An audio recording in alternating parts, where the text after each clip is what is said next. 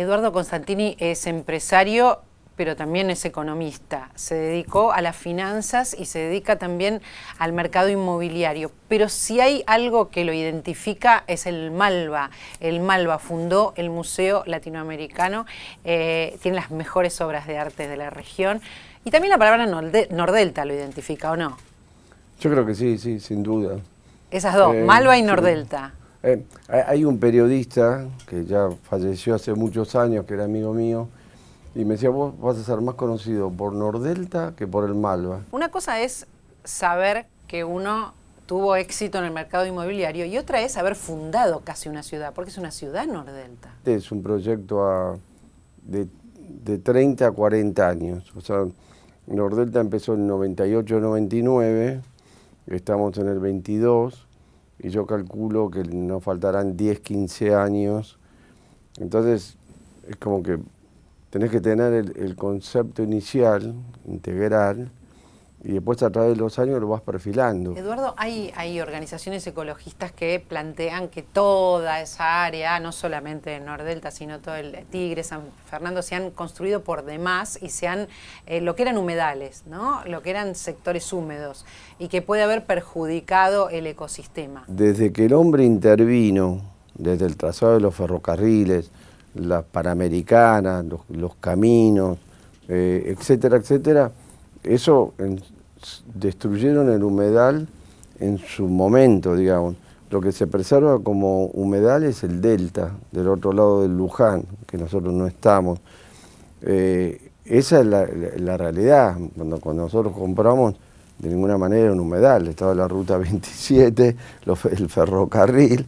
El crecimiento de la población lo tenés que ubicar en algún lugar. Entonces lo que hay que hacer son las obras necesarias de infraestructura hidráulica para el drenaje de las aguas, pero que tenés que tomar decisiones políticas y de planeamiento hacia dónde se extienden las ciudades. Entonces, la población. Entonces vos hoy en día tenés que los municipios más receptores son Tigre, que está más avanzado, Escobar y Pilar, en la zona norte, ¿no? Naturalmente, la población se expande, lo que pasa es que hay que hacerlo de una manera orgánica y planificada, ¿no? ¿Te sorprendió la invasión de carpinchos cuando salieron muchos e incluso se metían en las casas? Bueno, yo estoy acostumbrado a convivir con ellos, porque también en el jardín de mi casa están, y por ahí veo una familia de carpinchos. Una vez contamos con Elina 18 carpinchos, pues tiene bueno, lo que pasa con Nordelta es que se ha creado una fauna y flora enorme, y es un ambiente que es amigable para el carpincho porque no tiene ningún animal depredador como ocurre en otros lugares, ¿no? Entonces, de ahí el crecimiento del carpincho, ¿viste? Que se multiplican. ¿Se intenta que esté la fauna que sería original de la zona? Yo creo que se ha multiplicado tanto la fauna como la flora enormemente. Por ejemplo, en mi casa tengo aves rapaces, porque se crea como un ecosistema. O sea, tengo un montón de cuises, cotorras, ves cisnes con el cuello negro, distintas variedades de patos. Que llegan. Que han llegado, pescados, ¿no? O sea, los animales atraen a otros animales, ¿no? Y hemos plantado miles y miles de especies en Nordelta, y bueno, eso ahí vivís dentro de la naturaleza, ¿no? Pero bueno, nutrias. Sapos. Bueno, sapos. Sapos a patadas sí. También. Eduardo, estás viviendo en varios lados a la vez, digamos, ¿no? Tenés varios lugares. ¿Te enamoraste del Uruguay, por ejemplo? Bueno, yo del Uruguay me enamoré cuando tenía 20 y pico de años, ¿no? Y estoy en el mar hace más o menos unos 45 años, por ejemplo, que yo empecé haciendo windsurf y después kitesurf, tenemos una casa sobre el mar, amo el mar. Ahora haces amo kitesurf, Uruguay. tuviste un accidente severo. Sí, en el 2003, 11 de noviembre del 2003. Antes y después del accidente. Sí, me acuerdo de esa tarde, sí, tuve un accidente fuertísimo. Pero seguís haciéndolo. En Nordelta, ¿no? Sí, ¿seguís haciéndolo? Sí, por supuesto que hago menos porque tengo mi edad. Pero, ¿Decís la edad? ¿Eh? ¿Decís la edad? Sí, 75 años. Bueno. No tengo problema. ¿No? No, para nada, no. No, sí hago kitesurf, pero ahora lo hago con mucho cuidado. Bueno, no me puedo caer porque me saqué el hombro 3 veces, entonces no puedo surfear la ola, o sea, me quedo detrás de la ola y disfruto el mar. Vos lo contás todo como muy naturalizado, pero tenés 75, te sacaste el hombro 3 veces. ¿Hasta qué edad pensás vivir? ¿Tenés algún plan? Le tengo que hablar con el más arriba, estamos negociando. ¿Están charlando? Estamos charlando, a ver. Le quiero contar a la gente que el Malva exhibe las obras más importantes de Latinoamérica y las conserva también, porque ese es un trabajo que es importante, tiene que conservarlas.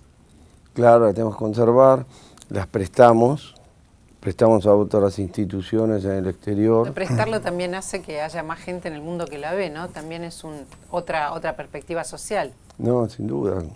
Bueno, los museos se han convertido como en santuarios de las ciudades y cada vez recibimos más gente, ¿no? La gente ama ir al museo, ¿no? A los museos. Bueno, yo vengo coleccionando arte también. Yo llevo 50 años de coleccionista y me centré en el coleccionismo del arte latinoamericano. Tuve la suerte al comienzo que el arte latinoamericano no tenía visibilidad. Entonces pude adquirir obras antológicas, metahistóricas de la historia del arte latinoamericano que doné en el año 2001, o sea, cuando se fundó el Malva. Y entonces, bueno, Malva efectivamente tiene obras irreemplazables, ¿no? Como Vaporú de Tarsila de Amaral, es la obra considerada más icónica y representativa de Brasil de los últimos 100 años. ¿Al que le seguís poniendo plata o no? Al ser porque debe ser difícil mantenerlo. Sí, bueno, el Malva más o menos, el déficit de este año lo calculamos en $2 millones. ¿Y quién pone los $2 millones? Bueno, me corresponde a mí hacerlo. ¿Por qué? Claro. No, porque es un proyecto público y yo empecé como coleccionista y percibí la dimensión pública que tiene el arte. O sea, cuando pasaron los años y logré formar una colección de la calidad artística que tiene el conjunto, ya trasciende a mi persona, ¿entendés? Porque en realidad la propiedad de una obra es una propiedad también psicológica, ¿entendés? Porque si vos no sos coleccionista y no vendés la obra, en definitiva, después te vas a morir y obviamente no la vas a llevar a ningún lado, ¿no?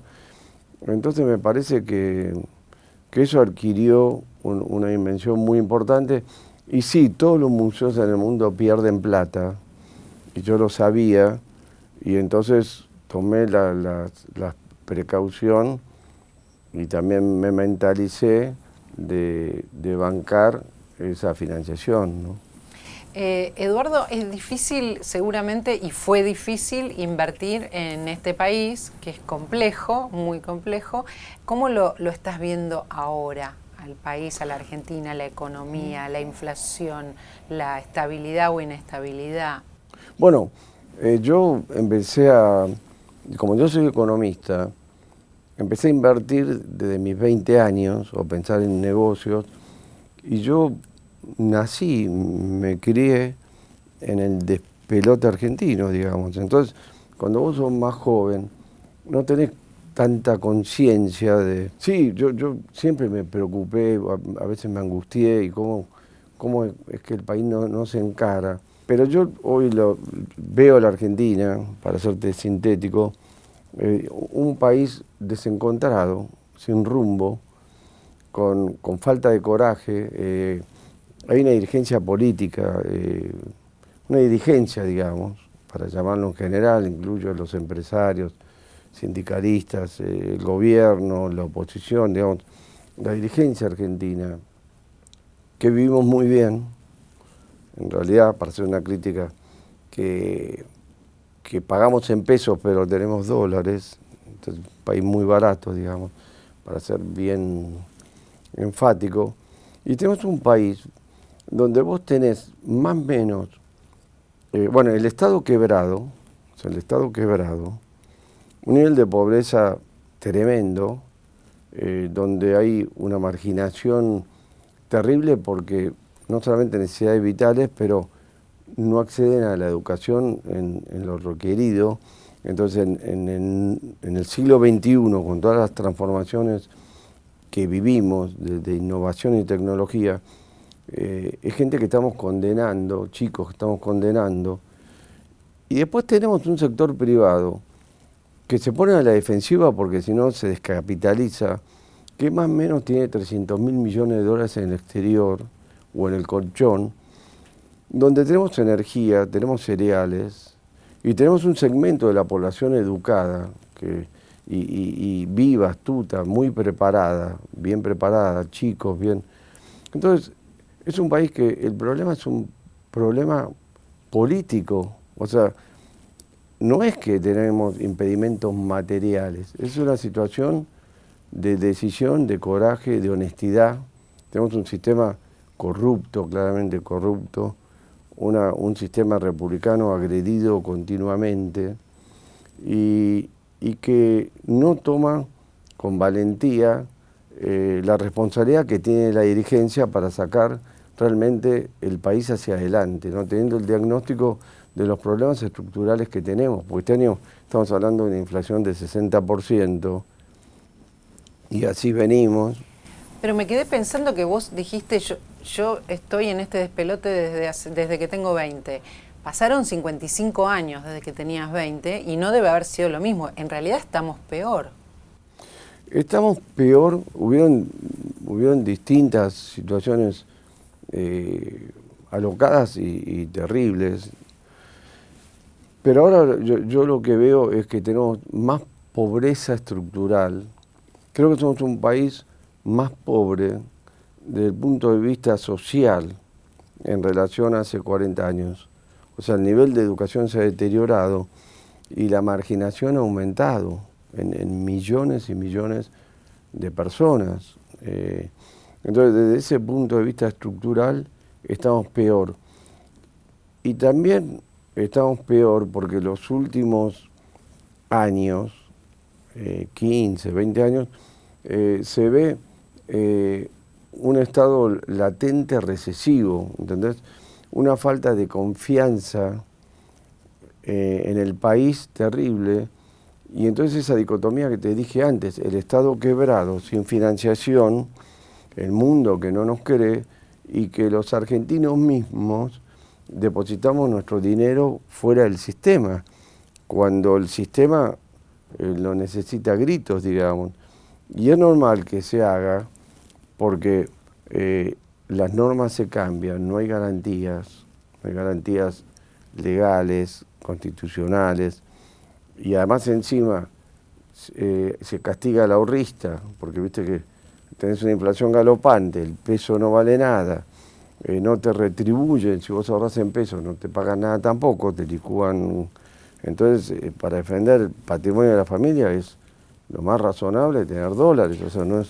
Vos lo estás viendo como algo sistémico, no estás viendo algo coyuntural, no ves algo de este momento. Esto no, de coyuntural no tiene nada. Nada. Esto es endémico, es estructural, endémico, cultural, ¿entendés? Es mucho más grave, más profundo, más complejo y que requiere, sin duda, consensos políticos, extrapartidarios, ¿entendés? Pero lo que pasa es que hay una reversión de valores desde el político, donde está primando el ego de los funcionarios, repito, también con un alto nivel de corrupción, y no se pone el interés de la nación, porque esto que yo digo es básico, o sea, no puedo decir ¿cuál es el problema argentino? ¿Cómo se sale?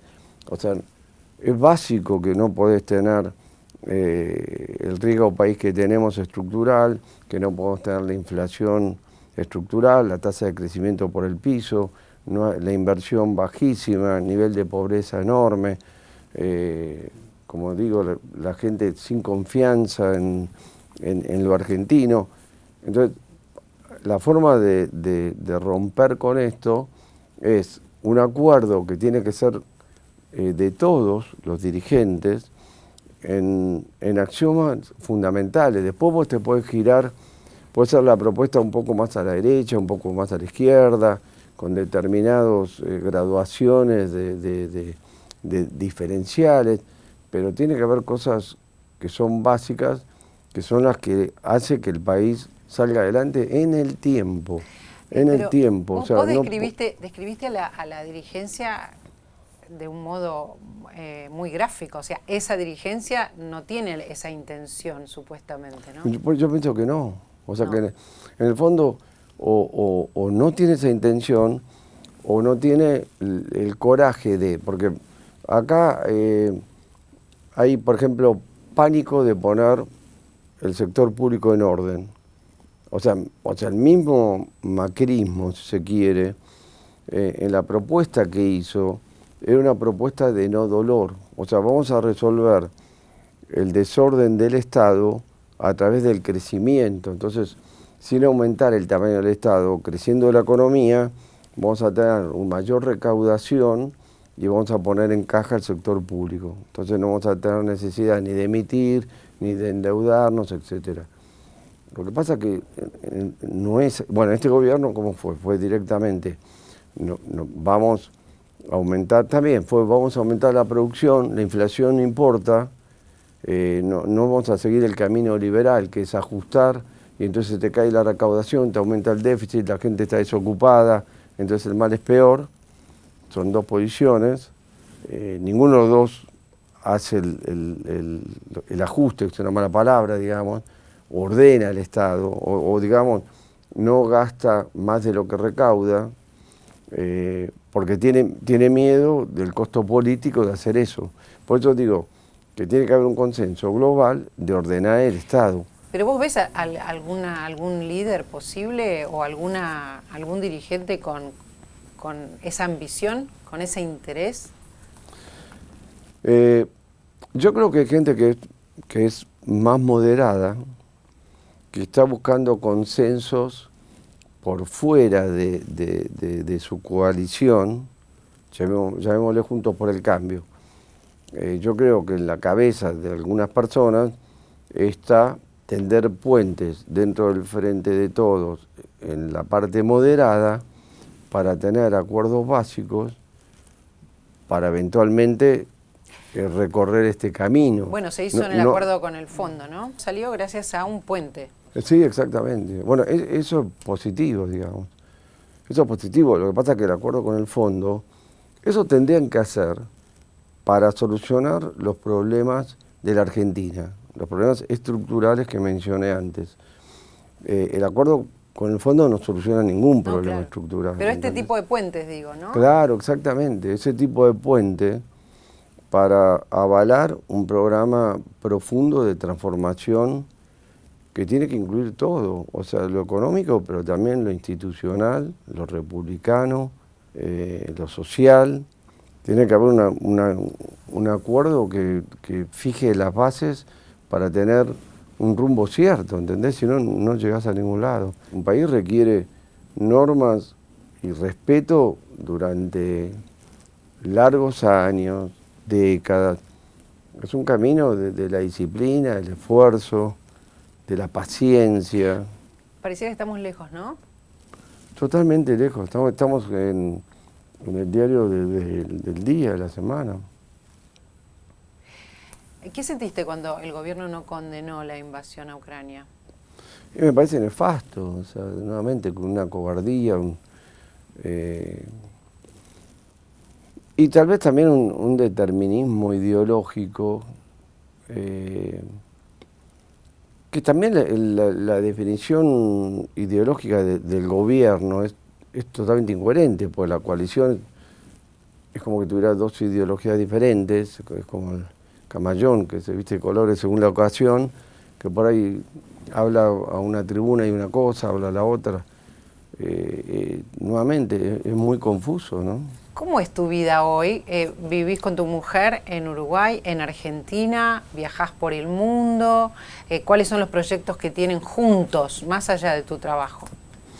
Bueno, efectivamente, nosotros viajamos bastante, o estamos en distintos lugares.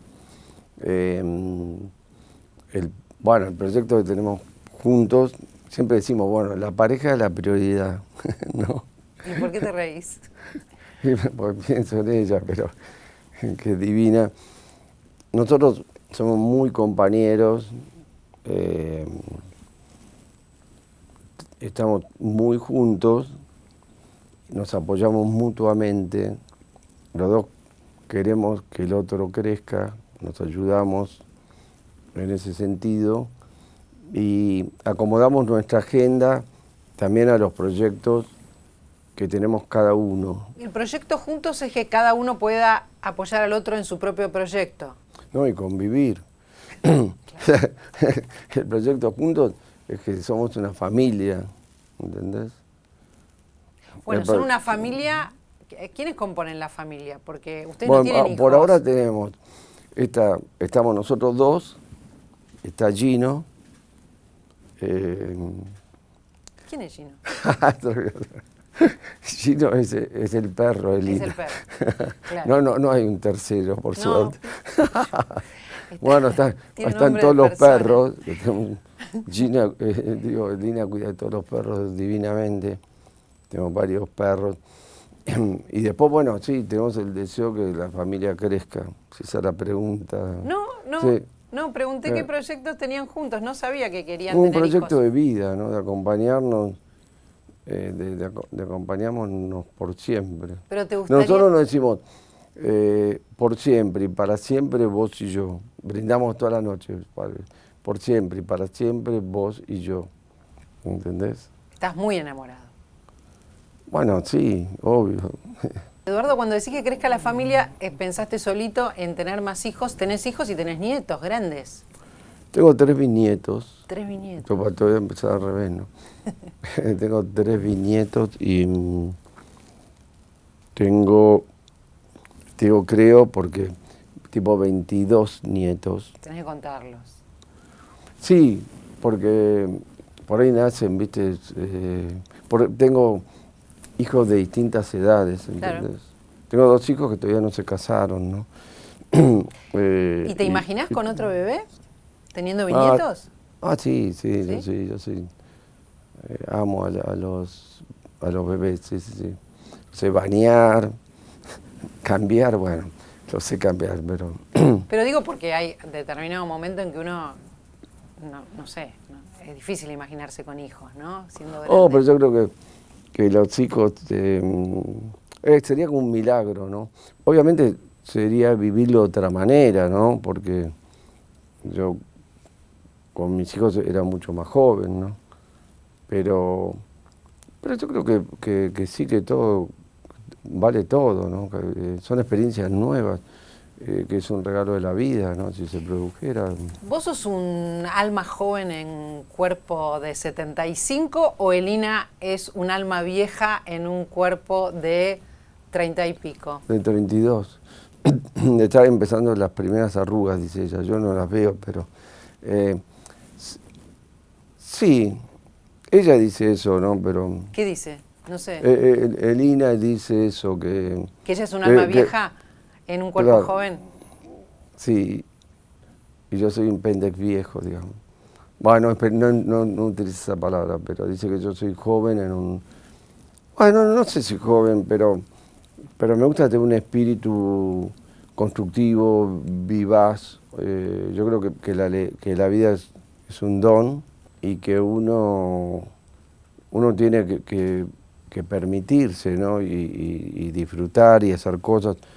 Me parece que lo más importante, lo único importante que yo siempre digo, son los valores. Yo creo que sos un alma joven en un cuerpo de 75, porque no parás de hacer cosas, básicamente. Sí, guarda que el cuerpo me pasa la factura, ¿no? O sea, yo por ahí salgo a hacer kite y hago 1 hora y ya